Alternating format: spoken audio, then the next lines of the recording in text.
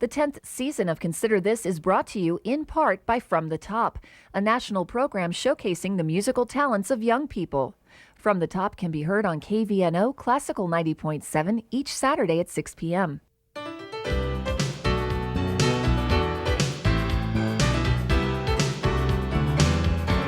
Consider This, a program of issues and information behind today's news. Once again, from the campus of the University of Nebraska at Omaha, here is your host, Andrea McMaster. Hello, everyone, and thank you for joining us for this edition of Consider This. I'm Andrea McMaster. We're glad that you could be with us today. Methamphetamine drug abuse continues to be an issue that affects many rural states. Well, Nebraska is no exception. The University of Nebraska at Omaha researchers are examining not only how methamphetamine comes into our state, but what are some of the most effective ways to address meth addiction. And today we have two guests who are going to be talking to us about a study that they recently completed, really addresses the heart of this issue. We're joined today by Hank Robinson, who is the director of UNO's Juvenile Justice Institute and has recently extensively researched this topic. We're glad you could be here today, Hank. Thank you. And also Nicole Kennedy, who is the program coordinator for Substance Abuse Training Initiative at UNO. Yes. And glad that you could be here with us as well. Well, you have spent a lot of time gathering data, talking to several people across the state, really compiling a pretty hefty report. In fact, you have it in your lap. And Yeah. In case we forget I didn't read the whole report. If you could see how many pages this is, you'll know why. But that's why we have you here to tell us about what really is in this report that we here in the public should know about. So tell us a little bit about the background. What was the purpose of you compiling all this information in the first place? There were two things that set up the study. The first was several years ago when the legislature determined that the state was not going to be able to continue to address its criminal offending problems by simply building more prisons. And so it created the Community Corrections Council. That council met for a couple of years, involved parole, probation, Department of Correctional Services, senators, several other agencies in support of those justice functions. And so that when the 2005 legislative session rolled around, methamphetamine was on the state government's radar screen, not just as a problem of enforcement, but also as a problem that was costing the state a lot of money in terms of incarceration and case management expenses. So the 2005 unicameral appropriated $200,000 to the Community Corrections Council, which is housed in the state's Crime Commission, and for the purpose of conducting a study to determine what the overlap was between methamphetamine use and corrections and also HHS with the abuse neglect world, and try to determine what impact overall does methamphetamine use and abuse have on the state's justice system. Well, it really seems that wherever you go in the state of Nebraska, you either know someone who uses the drug or someone knows someone who has been affected by methamphetamine in one way or another, whether it's abuse or neglect or what way or another. There are several people in our state that are using this drug. In fact, some of the numbers that you had pulled together estimate that approximately 20,000 Nebraskans abuse or are dependent on methamphetamine. And another one that I want to share too is that when meth users numbers are combined with the estimated number of alcoholics and other drug addicts, Nebraska requires substance abuse treatment services for more than 100,000 people. That's right. In fact, it's about 180,000 people in the state of Nebraska are estimated to have a drug dependency of some kind. And even though at first glance it may seem like, well, 20,000 methamphetamine users out of 180,000 is a pretty small proportion, what we know is that no one starts with methamphetamine. So everyone who's using methamphetamine, nearly everyone who's using methamphetamine is a polydrug abuser. Someone who's using methamphetamine, but they're also abusing alcohol, they're also using marijuana. So that's another reason why methamphetamine is a problem. The other thing about it is that when we talk about there being just over 20,000 people in the state of Nebraska who are dependent on methamphetamine, when we look at arrestee data, we find out that according to the estimates that we were collecting in 2003 as part of the federal drug testing program for arrestees, that approximately 20,000 people every year in Nebraska would test positive for methamphetamine that were being arrested. And we don't have any other drug category in the state where there's such a strong relationship between a particular substance being used and the projected number of arrestees that there are. So we have 22,000 methamphetamine addicts in the state, and we estimate there's about 20,000 offenders arrested every year who would test positive for methamphetamine. You know, obviously there's a lot of alcoholics in the state of Nebraska, but we don't have 100,000 alcoholics a year being arrested in the state of Nebraska. So that's the other reason why methamphetamine is such a critical puzzle for the justice system in the state to solve, is because it does exert a big impact on the state system. It's affecting every community. It's That's not right. It's not just Omaha, Lincoln, or metropolitan areas within the state. It really is even in the small towns that you're seeing meth users, right? And that's one of the unfortunate legacies about methamphetamine in the state of Nebraska. Nebraska has not been immune from an influx of cocaine or even heroin or some of the other drugs that have come in and out of vogue over the years. But until methamphetamine came along, we really didn't see the creation of these drug distribution networks into greater Nebraska on the backs of methamphetamine, or like we have seen on the back of methamphetamine.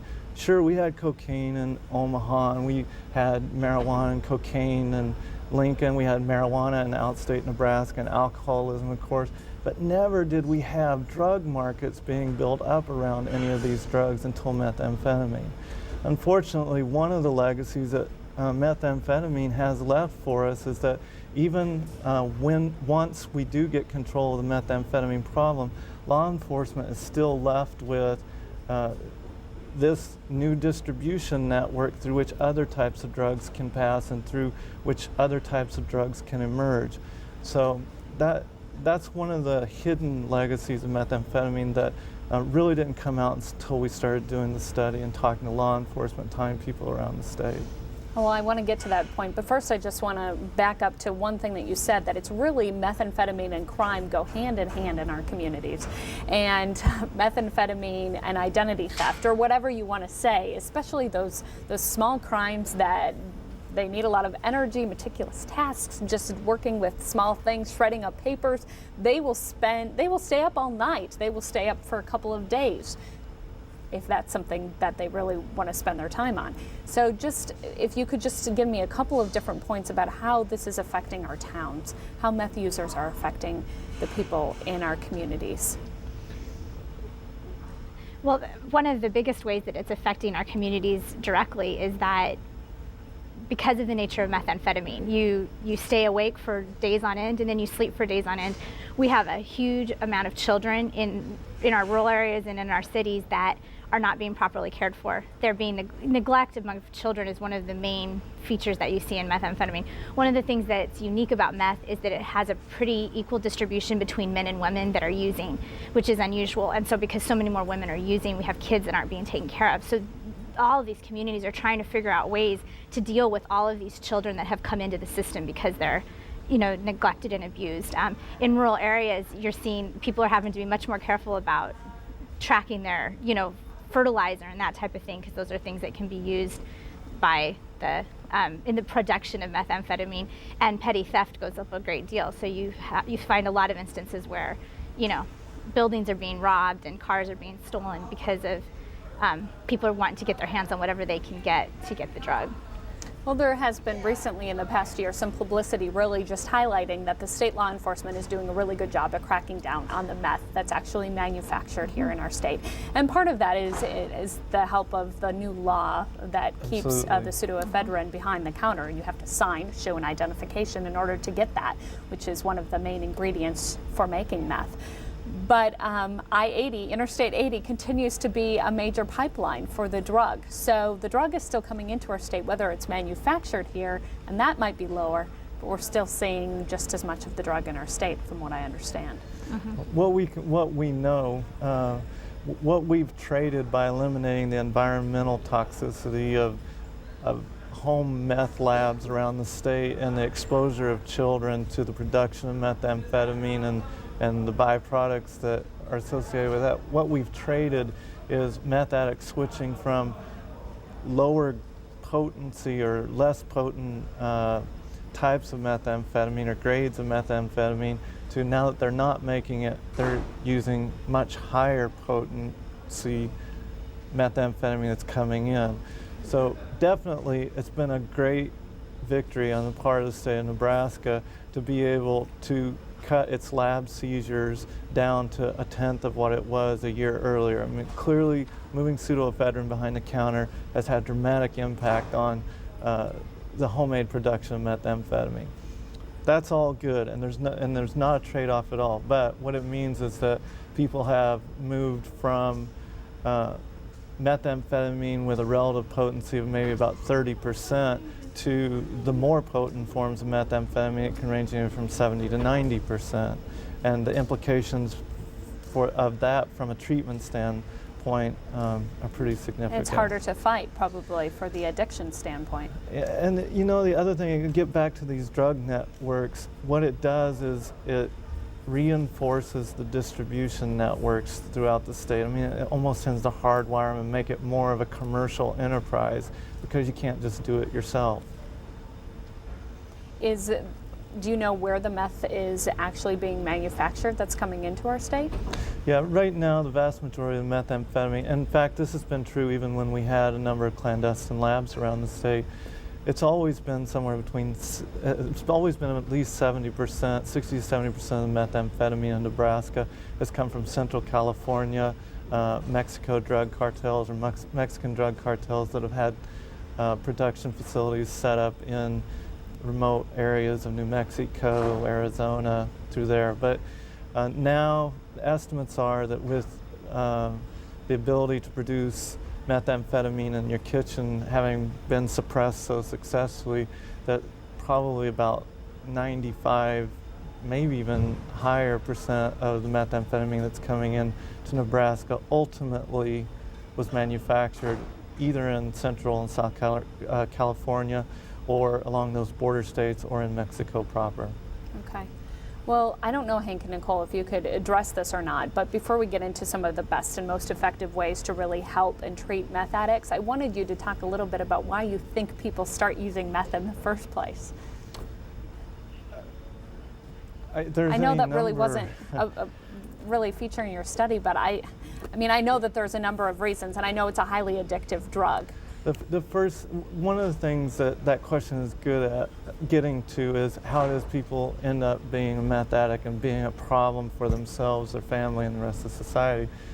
And the good news is that in terms of meth addiction, meth is like any other drug, and everyone has a different susceptibility to becoming addicted to it, same as different people have different susceptibilities to becoming an alcoholic from the consumption of alcohol. What we know from the research that's out there is that the progression towards a meth addiction usually starts out people using it recreationally, people using it occasionally, and then there's a binge period that comes along. People who quit experimenting with methamphetamine or stop using it before they begin to hit these binge periods or these binge cycles, many of them can stop using methamphetamine without a whole lot of problems. They never develop a full-blown addiction to it as long as they quit then. When someone has hit that one of these binge cycles where they're using methamphetamine to stay awake 3 or 4 days, they go and they sleep it off for a couple, 3 days, and then they go right back into it. At that point, the addiction has begun to take hold. Now, there's a lot of things that can be done to address that addiction, a lot of successful treatment out there, a lot of people who have recovered can tell you that it can be done. But as far as the pattern of addiction, that's how we see it develop. A school administrator in southeast Nebraska told us once that the boys that are in high school that are cutting classes are beginning to drink, beginning to get in trouble with drugs and alcohol. A lot of times they start out with alcohol and then they move into methamphetamine. Then the administrator said it seems like with the girls they just start them right out on methamphetamine. Right away, hardcore. There's a lot of, I mean, methamphetamine it's good for weight loss. You know, there's some things that go with it that are attractive to women that maybe wouldn't appeal as much to men. So. And for young users, that appeal, again, as we mentioned before, is that staying up those hours that you might need to do whatever you have to do. Okay, well, let's get into the heart of your study now. So the best and most effective ways to help meth addicts, and you found a couple of different ways that you think work the best ways. Community-based treatment plans is one of them. So explain what that means. Typically, when people think of going into treatment for drug addiction, they think of spending 30 days in a residential center, away from their community, right, drying out, getting the drug out of their system, and addressing the addiction. And what we're seeing with methamphetamine is that because of the nature of the addiction, which involves a long withdrawal period and the long withdrawal period especially, going into a 30-day residential program isn't really going to help you, because you may not even have the drug out of your system by the time you finish the program. So there's a program out there that's 16 weeks. It's intensive outpatient, which means your daily meeting with your drug alcohol counselor, you're supervised, your schedule is very structured to prevent you from slipping back into those behaviors, but you're dealing with it in the community where you develop the addiction, which is extremely important, because you're not going to have to come back in and have to learn how to refunction in that environment. You're doing that as you're dealing with the addiction, but it's also then equipping you with the techniques that you need to help stay sober. Okay, which is key, because you hit on a couple of different points. If you were a meth addict and you lived with a bunch of friends who used that drug, and all of a sudden you go to a 30-day treatment facility and you're right back in that, you've got all the pressures right there again. It's all around you. You've still maybe got a little bit of meth in your system.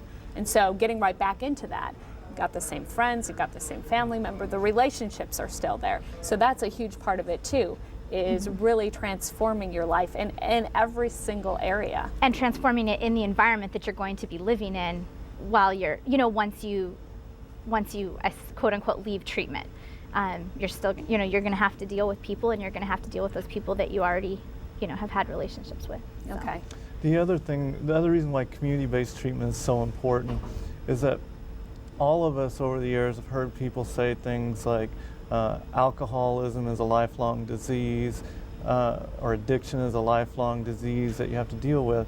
Well, one of the things that the study revealed is that even though the treatment community and recovering addicts themselves may have bought into that concept, society in and of itself has not. Because our response to someone's addiction is, here's your 30 days of treatment, now go, good luck. You can do it, right. Instead of saying, addiction really is a lifelong disease, and okay, they've done their 16 weeks of community-based treatment or their 30 days of alcohol treatment in a residential facility or somewhere, we need to make sure that for the rest of their life, they have a network of support services underneath them, so if they're tempted to relapse, or if they actually do relapse, we can immediately address those usage problems so that they don't have to go all the way back to the beginning of recovery. They can recover from that little blip right there, and they can continue that long-term sustained recovery that's important.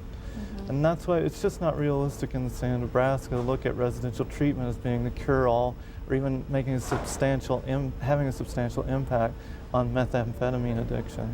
Well, I can see that community-based treatment plans is really, really critical, especially just from the little points that we've shared here. But can we make this happen here in our state? And what's keeping us from making it happen? One of the key issues that Nebraska is facing is that we simply do not have enough treatment providers.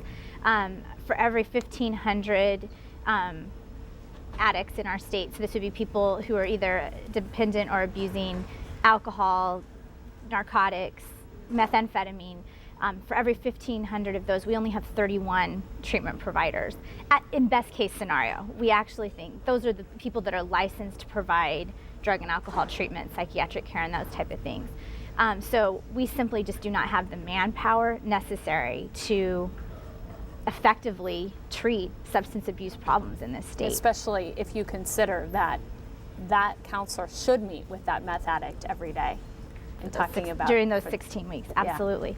Absolutely. So we need to, for one, we need to attract more treatment professionals to the state, but then we also have to capitalize on the treatment professionals that we do have here. And what we've seen a lot of through this study is that people have been trying to take the meth addict and put them into an alcohol recovery program and get them on their way. And the research just shows that's not going to work. We have to treat meth addiction with, to treat the issues of the meth addiction, not try to use an alcohol program to address it. So we need to make sure that we are training our treatment providers how to effectively treat meth addiction. It's not just enough to put them into a treatment program. It needs to be one designed to address the drug and the unique elements that addiction entails. Okay. How do you get more treatment counselors to come to our state? That's the big question, right? It is. The reality is that every state is going through a substance abuse crisis. One of the statements people have said to us, or one of the questions people have asked of us as we've gone through the study and as we've delivered the results of it is methamphetamine Nebraska's biggest substance abuse problem? And the answer is no. Substance abuse is Nebraska's biggest substance abuse problem. Meaning all. Right. Alcohol and other right. drugs. I mean, you can talk about the direct impact that methamphetamine use has on state system and the costs and the families and environment and everything else.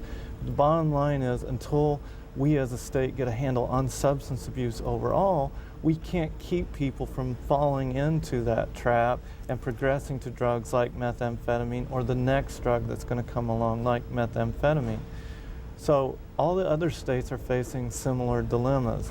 Now, there's a couple specific recommendations that we talk about in the report that could increase the capacity in Nebraska. First, there's no academic program you can go to within Nebraska, either through private college, state college, or the university system, where you can enroll as a freshman and graduate 4 years later as a drug and alcohol abuse counselor, take a certification test, and begin work. You can't do it. Instead, in order to get those certifications, you have to string along, you have to string class credits together as classes are presented as they come along, pick up community college course here or university course there, and then meet the qualification. Well, look at the barriers that sets up to us being able to develop a cadre of substance abuse counselors with specialties based on language or based on the ethnic or the minority background that a pool of offenders may be facing. Because essentially we don't have a real clear way for any counselors to be grown up on our own. So one of the things that we're working on at UNO is through the Substance Abuse Treatment Initiative and Training Initiative is to begin to pull things together in a way that makes it easier for people to begin to accumulate not only credits towards becoming licensed or becoming accredited, but also being able to accumulate the knowledge that they need to implement the state's design strategy for fighting substance abuse. And one of the questions people have said is, well, isn't this just really a question of money? Can't we just say, if you'll come to Nebraska, we'll pay you 20% more than we pay somebody else that's already here? You know, that's not realistic. You can't just change the incentive structure of reimbursement rates with the idea that it's only going to draw people to the state of Nebraska. What it does is people already here who've been beating their head against the wall and doing the best they can and dedicating themselves to this, they're going to lay claim to those incentives too. And so what it does is it just reshuffles everything. It's just not likely to bring anybody else to the state. So the real key is we continue to develop in-state training which improves the specific understanding and knowledge of those practitioners who are working so hard right now, so we can take advantage of their expertise and experience. And then second of all, figure out ways to break down the barriers for people to begin to move into this type of counseling or this type of work as a career without it being something that they have to improvise along the way. Okay, time is flying. This is so good. So time is flying. So I really want to get to also the distribution of treatment facilities around the state of Nebraska, and then also not enough treatment facilities really based on population that are in need. So we do have a map too that we can show a little bit that highlights where some of the total treatment facilities by region, 111 across the state. And you're saying that there's really not enough. What's the problem here? Well, obviously, that's only 111 facilities total for a state that is as geographically large as Nebraska. So our geography really comes into play here. And if you notice, the majority of those are concentrated in the eastern end of the in the state where our metropolitan areas are, where Lincoln and Omaha are. So once you get into greater Nebraska, you're looking at people having to drive a very long ways just to even get to a treatment facility. There is a large percentage of Nebraskans who don't even have access really within their communities or even in their counties to even access a treatment facility. So one of the difficulties here is not only do we not have enough, but that they're spread out and located in such a way that it's very difficult for Nebraskans to access them. And when you think about, we're dealing with people who have substance abuse issues, one of the biggest ramifications, what happens when you get picked up for a DUI or you lose your driver's license. So transportation to and from these facilities also is a huge Plus, it takes difficulty. probably more dedication, more discipline to get in the car and drive a long distance to a treatment facility than if it was down the block, right? Absolutely, and you're much more reliant on your family to have to get you there. And you don't have nearly the density of support networks underneath you either. You are kind of hung out there by yourself. Whereas in some of the metropolitan areas, if there are multiple support groups, you've got sort of people pulling for you. Rural substance abuse treatment is a real problem the state has to work on. Okay, so now this report is in the hands of who, and what's the next step? We delivered the report to the Nebraska Community Corrections Council, and they were the ones that the legislature gave the appropriations to contract for it. Recommendations have been made.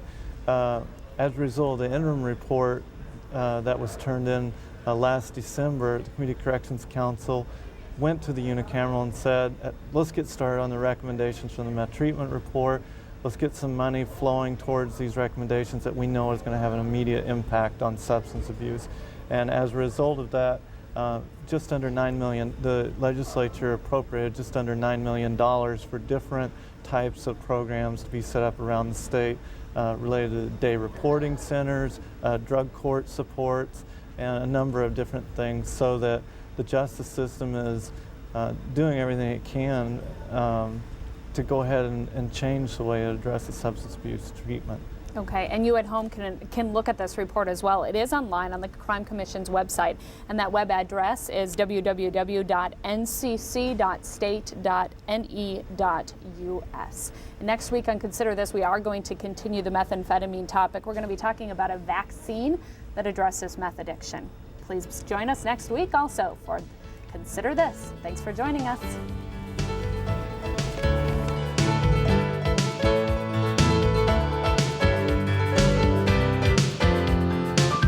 Consider This is an issues and information program produced by UNO Television.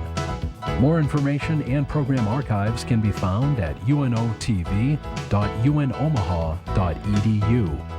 If you'd like to share your comments about this show, call UNO TV at 402-554-2516 during regular business hours.